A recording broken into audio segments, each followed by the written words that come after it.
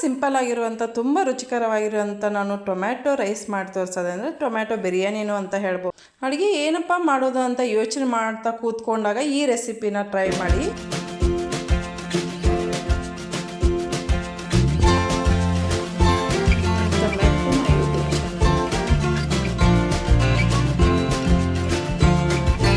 ಹೇಗೆ ಮಾಡೋದು ಅನ್ನೋಕ್ಕಿಂತ ಮುಂಚೆ ನನ್ನ ಚಾನಲ್ನ ಇನ್ನೂ ಸಬ್ಸ್ಕ್ರೈಬ್ ಮಾಡ್ಕೊಂಡಿಲ್ಲ ಅಂದರೆ ಪ್ಲೀಸ್ ಸಬ್ಸ್ಕ್ರೈಬ್ ಮಾಡ್ಕೊಳ್ಳಿ, ಬೆಲ್ ಐಕಾನ್ನ ಪ್ರೆಸ್ ಮಾಡಿ ನೋಟಿಫಿಕೇಷನ್ ಆನ್ ಮಾಡಿ. ಟೊಮೆಟೊ ಬಿರಿಯಾನಿ ಮಾಡೋಕ್ಕೆ ನೋಡಿ ಇಲ್ಲಿ ನಾನು ಈರುಳ್ಳಿನ ಕಟ್ ಮಾಡ್ಕೊಂಡಿದ್ದೀನಿ, ಮತ್ತು ಹಸಿ ಕೊಬ್ಬರಿ, ಬಟಾಣಿ, ಆಲೂಗಡ್ಡೆ ಮತ್ತು ಕೊತ್ತಂಬರಿ ಸೊಪ್ಪು, ಪುದೀನ, ಒಂದೇ ಹಸಿಮೆಣಸಿನ್ಕಾಯಿ ಆದರೆ ಸಾಕು.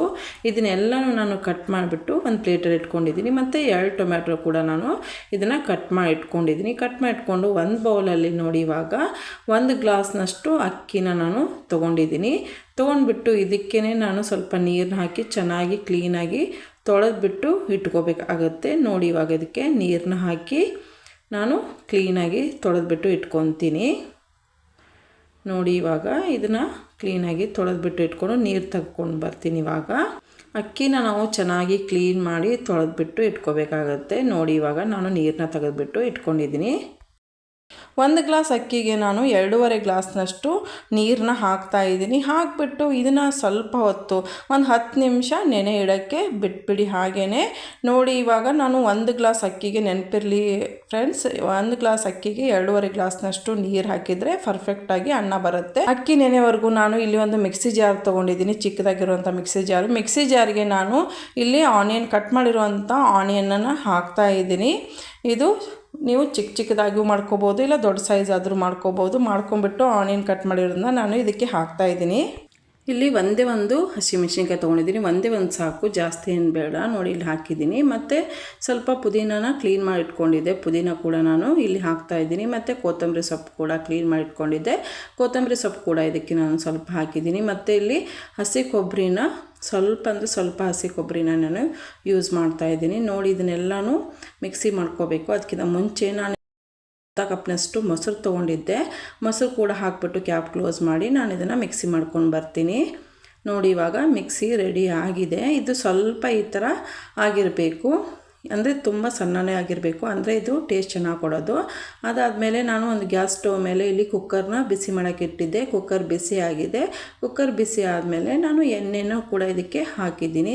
ಎಣ್ಣೆ ಕೂಡ ಬಿಸಿ ಆಗಬೇಕು, ಸ್ವಲ್ಪ ಹೊತ್ತು ಹಾಗೆ ಬಿಟ್ಬಿಡಿ, ಎಣ್ಣೆ ಬಿಸಿ ಆಗಬೇಕು. ನನ್ನ ಚಾನಲ್ಗೆ ನೀವು ಹೊಸದಾಗಿ ನೋಡ್ತಾ ಇದ್ದರೆ ಪ್ಲೀಸ್ ಸಬ್ಸ್ಕ್ರೈಬ್ ಮಾಡ್ಕೊಳ್ಳಿ, ಬೆಲ್ ಐಕಾನ್ನ ಪ್ರೆಸ್ ಮಾಡಿ ನೋಟಿಫಿಕೇಷನ್ ಆನ್ ಮಾಡ್ಕೊಳ್ಳಿ. ನೋಡಿ ಇವಾಗ ಎಣ್ಣೆ ಬಿಸಿ ಆಗಿದೆ. ಎಣ್ಣೆ ಬಿಸಿ ಆದಮೇಲೆ ನಾನಿಲ್ಲಿ ಜಿಂಜರ್ ಗಾರ್ಲಿಕ್ ಪೇಸ್ಟ್ನ ಹಾಕಿದ್ದೀನಿ. ಮತ್ತು ಆವಾಗಲೇ ಕಟ್ ಮಾಡಿರುವಂಥ ಟೊಮ್ಯಾಟೊ ಕೂಡ ನಾನು ಇದಕ್ಕೆ ಹಾಕಿದ್ದೀನಿ. ಟೊಮ್ಯಾಟೊ ನಿಮಗೆ ಜಾಸ್ತಿ ಬೇಕಾದರೂ ನೀವು ಟೊಮ್ಯಾಟೊ ಜಾಸ್ತಿ ಹಾಕ್ಕೋಬೋದು. ನೋಡಿ ಇವಾಗ ಇದು ಟೊಮ್ಯಾಟೊ ಕೂಡ ನಾನು ಇದಕ್ಕೆ ಹಾಕಿದ್ದೀನಿ. ಹಾಕಿಬಿಟ್ಟು ಸ್ವಲ್ಪ ಹೊತ್ತು ಹಾಗೆ ಬಿಟ್ಬಿಡಿ.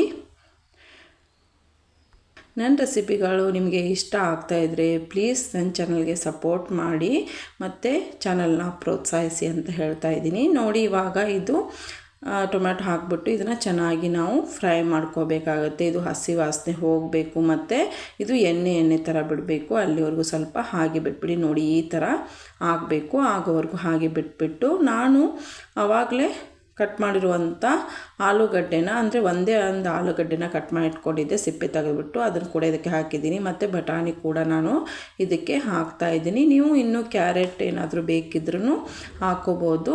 ನೋಡಿ ಇವಾಗ ಈ ಥರ ಎಲ್ಲನೂ ಹಾಕ್ಬಿಟ್ಟು ನಾನು ಇದನ್ನು ಚೆನ್ನಾಗಿ ಮಿಕ್ಸ್ ಮಾಡ್ಕೊತಾ ಇದ್ದೀನಿ. ಮಿಕ್ಸ್ ಅಂದರೆ ಇವಾಗ ಇದು ಕೂಡ ಹಸಿ ವಾಸನೆ ಹೋಗಬೇಕು. ನೀವು ಎಷ್ಟೊಂದು ಹಸಿ ವಾಸನೆ ಹೋಗೋವರೆಗೂ ನಾವು ಇದನ್ನೆಲ್ಲ ಫ್ರೈ ಮಾಡ್ಕೊತೀವಲ್ಲ ಅಷ್ಟೇ ಟೇಸ್ಟಿಯಾಗಿರುತ್ತೆ. ಯಾವುದೇ ಅಡುಗೆ ಆಗಿರ್ಬೋದು ಅಷ್ಟೇ ಟೇಸ್ಟಾಗಿ ಕೊಡುತ್ತೆ. ನೋಡಿ ಇವಾಗ ಇದು ಎಣ್ಣೆ ಬಿಡ್ತಾ ಇದೆ. ಅಂಥ ಟೈಮಲ್ಲಿ ಮಿಕ್ಸಿ ಮಾಡಿರುವಂಥ ಎಲ್ಲ ಮಸಾಲೆ ಕೂಡ ನಾನು ಇದಕ್ಕೆ ಹಾಕಿದ್ದೀನಿ.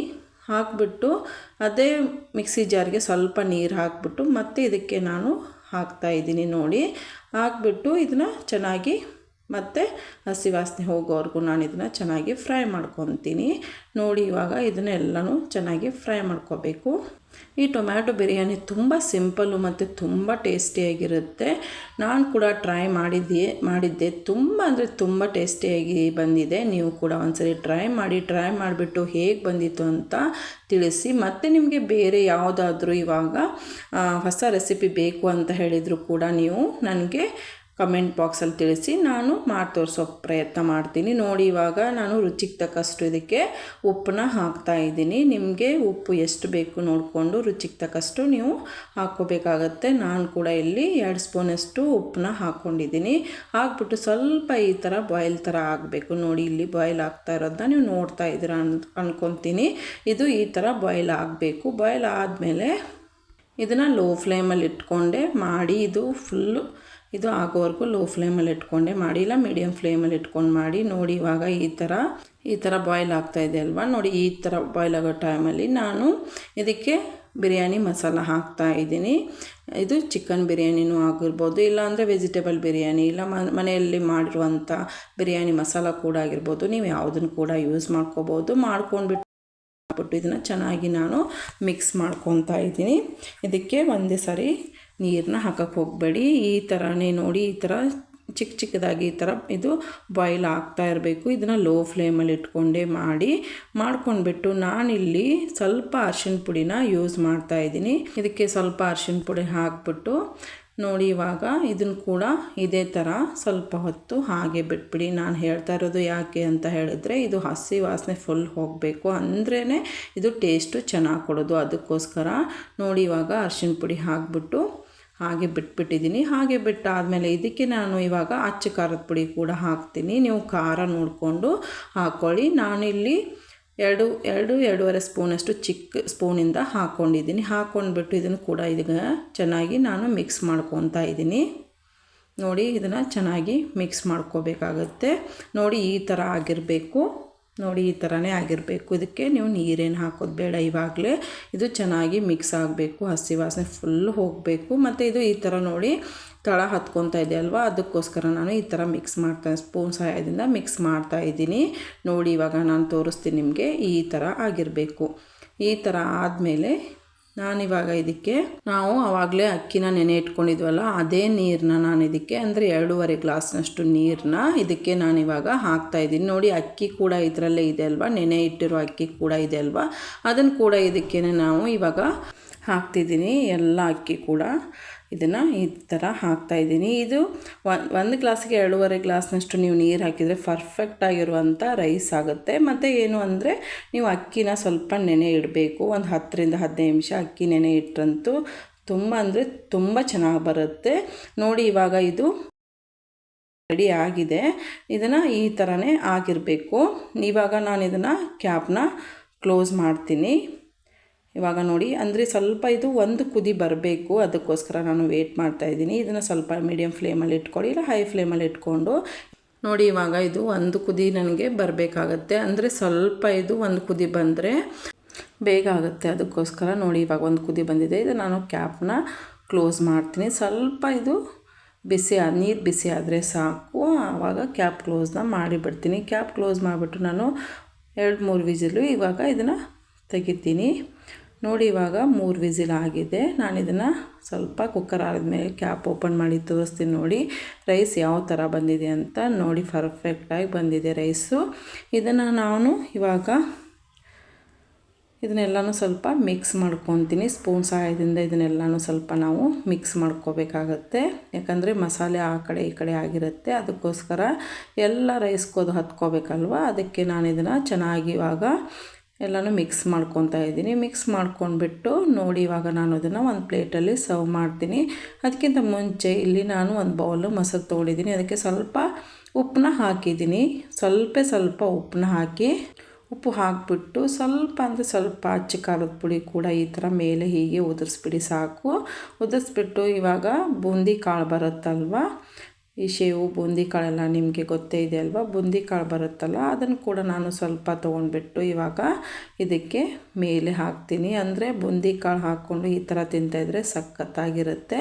ನೋಡಿ ಇವಾಗ ಮೇಲೆ ಸ್ವಲ್ಪ ಬೂಂದಿ ಕಾಳು ಕೂಡ ಇದಕ್ಕೆ ನಾನು ಹಾಕಿದ್ದೀನಿ. ಹಾಕ್ಬಿಟ್ಟು ಇವಾಗ ನಾನು ರೈಸ್ನ ಸರ್ವ್ ಮಾಡ್ತಾಯಿದ್ದೀನಿ. ನೋಡಿ ಈ ಪ್ಲೇಟಲ್ಲಿ ಈ ಥರ ರೈಸ್ನ ಬಿಸಿಯಾಗಿರುವಂಥ ರೈಸ್ನ ನಾನು ಸರ್ವ್ ಮಾಡ್ತಾಯಿದ್ದೀನಿ. ನೀವೇ ನೋಡ್ತಾ ಇದ್ದೀರಲ್ಲ ಎಷ್ಟೊಂದು ಸಿಂಪಲ್ ಆಗಿರೋ ರೆಸಿಪಿ. ಇದನ್ನು ಯಾರು ಬೇಕಾದರೂ ಆರಾಮಾಗಿ ಮಾಡ್ಕೋಬೋದು. ನೋಡಿ ಇವಾಗ ಇದು ರೈಸ್ನ ನಾನು ಸರ್ವ್ ಮಾಡಿದ್ದೀನಿ. ಸ್ವಲ್ಪ ಕೊತ್ತಂಬರಿ ಸೊಪ್ಪು ಕೂಡ ಹಾಕಿದ್ದೀನಿ. ಮತ್ತು ಇದಕ್ಕೆ ನಾನು ಸ್ವಲ್ಪ ಸೌತೆಕಾಯಿನ ತೊಗೊಂಡಿದ್ದೀನಿ. ಇದನ್ನು ನೋಡಿ ಇವಾಗ ನಾನು ರೈತ ರೆಡಿ ಮಾಡ್ಕೊಂಡಿದ್ದೆನಲ್ಲ ಅದನ್ನು ಈ ಅನ್ನಕ್ಕೆ ಹಾಕ್ಕೊಂಡು ತಿಂತಾ ಇದ್ರಂತೂ ಸಖತ್ತಾಗಿರೋ ಟೇಸ್ಟ್ನ ಕೊಡುತ್ತೆ.